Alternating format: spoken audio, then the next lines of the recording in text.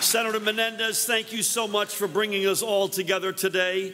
You are a champion for our state, a dear friend, and a strong voice for fairness and common sense in Washington. And given what we see and hear coming from the other end of Pennsylvania Avenue, I don't know what we'd do without you. God bless you, Senator Menendez. We're here to pay tribute to a people whose struggle for freedom made our country more free, whose drive for justice made our laws more just, and whose march for equality made all of us more equal. Because I know that my story, the son of political refugees who grew up poor in a tenement in Union City, the first in my family to go to college, to be able to rise as one of 100 United States senators in a country of 320 million people would not have happened but for the civil rights leaders who preceded my time and gave me that opportunity to achieve the American dream.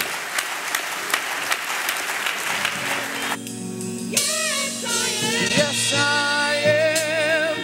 Yes, I am. Through hard trials, tribulation, persecution, I am determined. See, Carter G. Woodson created Negro History Week.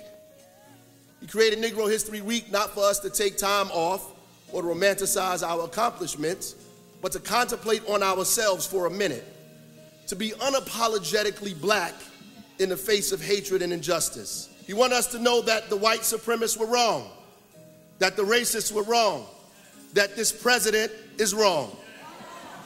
No matter how much they try to belittle, diminish, or dehumanize us, our history is inextricably tied to theirs.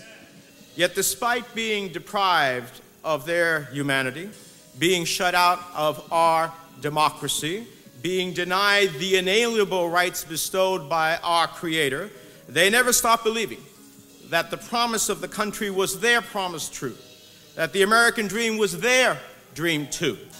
This is a time not just to honor those from the past who have made a difference, but those among us today who continue to write new chapters in our history.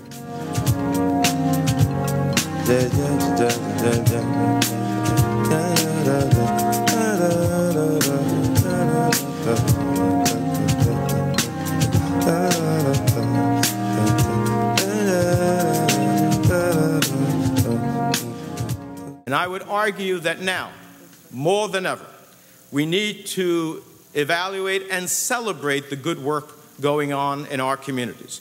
Because these days, if we're honest, it's not like we can look to the White House for inspiration. Despite all we have to be proud of, many of us, the events of the past year have been disappointing, disturbing, and disheartening.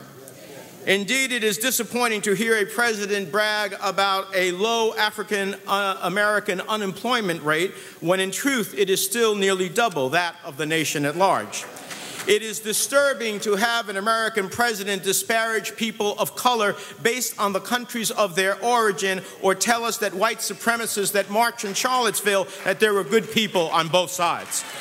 And it is disheartening to have a president that at every turn, no matter what the issue, seems to have one mission: undoing the progress that was achieved by President Barack Obama simply because he was Barack Obama. There's no doubt about it. This year has been a year to forget.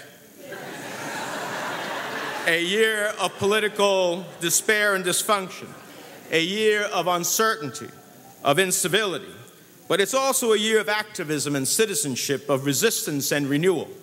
In these turbulent times, it's tempting to give up, to lose hope, to try and just get through the day without reading the news. But we cannot give in to those temptations. We cannot let the ignorance and intolerance emanating from this White House define our country, because we know that America is better than this, because we know that we are better than this. Our hearts are bigger, our country is bolder, our future is brighter than that which is allowed by the narrow-mindedness of Donald Trump.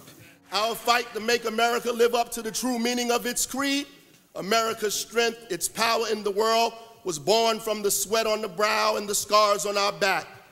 America can only be great because we are sacrificing to make it great, not again, but now.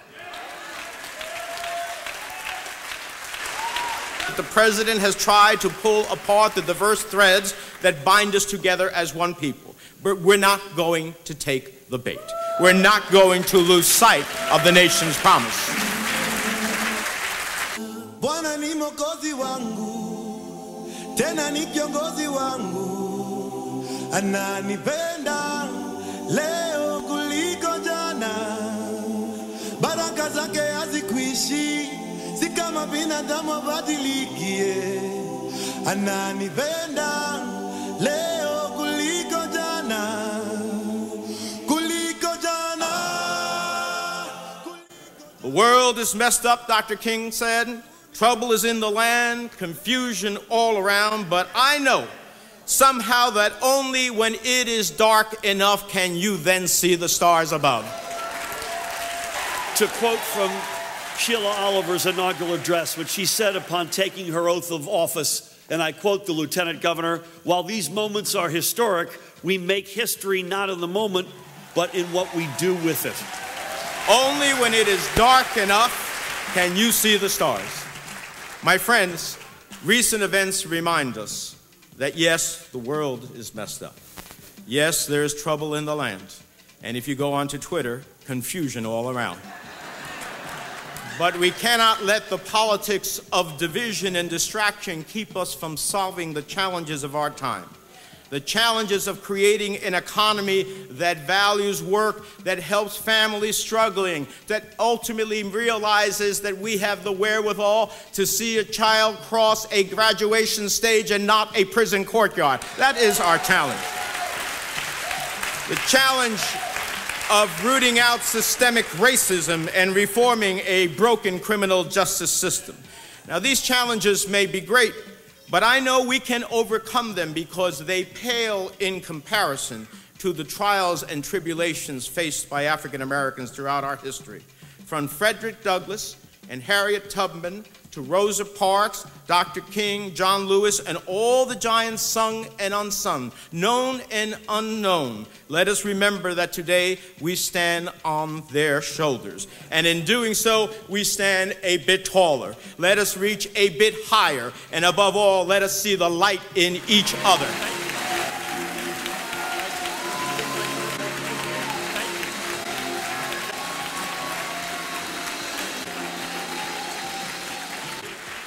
We will resist together, we will persist together, and we will enlist each other in the march up to that mountaintop and reach for a worthy future of our storied past. And that is our opportunity in 2018. In the midst of all of the challenges, I see a rising sun, not a setting sun, and it starts here today.